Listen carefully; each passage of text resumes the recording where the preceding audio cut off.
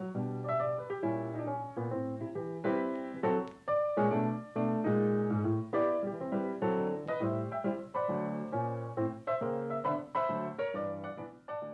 everybody, and welcome back to my channel. Today I'll be showing you a day in my life. First thing I do in the morning is brush my hair and brush my teeth, and that's pretty much my morning routine. Then I'll head downstairs for breakfast. Today on the menu is avocado toast.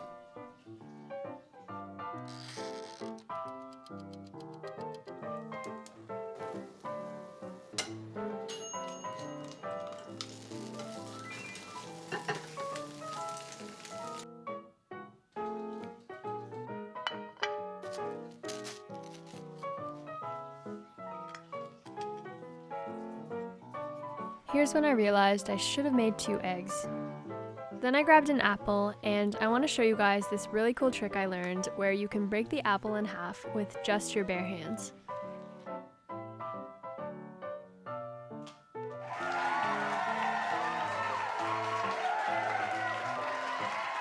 I eat my breakfast as fast as I can so that I can get started with the day. Although I love my folklore crew neck and sweatpants combo, it's time to change. Dressing up has been a really fun way for me to spice up quarantine. I'm wearing a black cropped turtleneck from Aritzia, some long cargo pants from Free People, and the Joy necklace from Ana Luisa, who is the sponsor of today's video. Ana Luisa makes jewelry sustainably. I love Ana Luisa firstly because their jewelry is all very beautiful and super high quality, and secondly because they care about sustainability and offset 100% of their carbon emissions.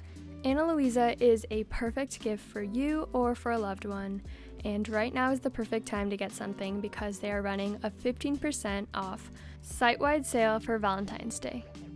Check out the link in my description box to see the sale, and let's get right back into the video. One of the highlights of my day nowadays is going outside to get the mail. Physical mail is pretty exciting to me because you never know what you're gonna get. It could be a letter from a friend, it could be bills, maybe a book full of coupons, you never know. The reason I'm particularly overjoyed to get mail is because I have about 8 pen pals who I started writing to at the beginning of quarantine. So every time I get the mail, I look through all the letters to see if anyone has written me anything. Sadly, today I didn't receive any letters, but I did receive this mildly interesting magazine full of coupons. Next, I'm off to class. The first class I have is called Biology and Global Change, and today we were learning about the Arctic Ocean as a case study for studying modern climate change. We learned that the Arctic is one of the regions most impacted by climate change, and the temperature increases are about twice the global average, which is crazy. This class is super well taught, and I'm definitely learning a lot about how human activity is impacting the Earth. It's definitely very eye-opening.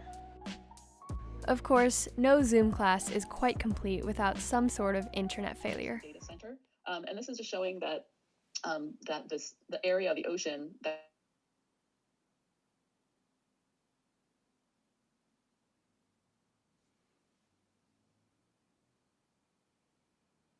from the minimum sea ice extent to the summer sea ice extent.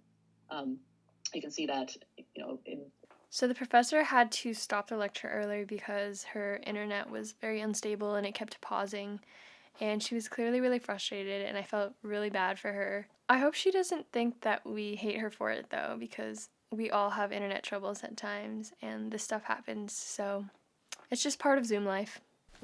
Hello. So now I am studying for the Chinese quiz that I have tomorrow. And this chapter is all about getting sick and going to the doctor's office. This is our textbook. I really love this Chinese class. The teacher is so amazing. She even does like one-on-one sessions with me because I need some catching up because I haven't taken Chinese in many years. I made these flashcards with these Chinese characters on it, so 最好 you had better start studying or else you'll fail your quiz. 鼻子 nose. 身体 body. Body, yada, yada, yada, yada, yada. 舌头 means tongue. 外面 outside. Like, you shouldn't go outside because there's a pandemic. Gosh, what is this? It's gonna be so obvious when I see it. Oh, 喉咙 means throat. Okay, let's go to Chinese class. 重要 需要 医生，我头疼，我给你开一周的中药吧。没有，保重身体。She didn't take care of herself, right? 所以这个写得非常好。老师特别喜欢这个哈，这个哭是一个 main action， 哎，他一边哭一边看电视，所以他发烧了。Okay, so now I'm finished with my Chinese class, and they used my homework as an example, and they read it in class, and I was like so happy for that because that means that she liked what I wrote. So now I'm going to a class called Case Studies in Leading Change for Sustainability. So let's go. In today's class, we had a speaker named Mark who came to talk about his personal tragedies and how he thinks about them. Mark went completely blind at 22 through retinal detachment. Later on, he fell out of a third-story window and nearly died. He broke his back, fractured his skull, had massive internal bleeding, and became paralyzed. Mark was speaking to us about this. Should you be an optimist or a realist? This is something he had to figure out while lying in the hospital bed paralyzed. In the end, Mark said that being an optimist and hoping for a cure was psychologically damaging, and that he had to confront the brutal facts as a realist. He believes that optimists rely on hope alone, and if you do so, then you run the risk of becoming demoralized. But realists accept the reality while keeping hope alive. They have both hope and acceptance. It is not the mere acceptance of the status quo. I think it's really cool that Mark never loses hope in things getting better, but is also realistic about his situation. And I think that's something we can all learn from and take away into our lives, especially during this time.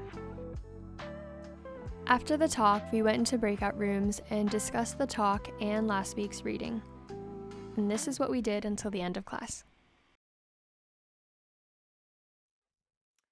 So, I took a nap and now it is nighttime.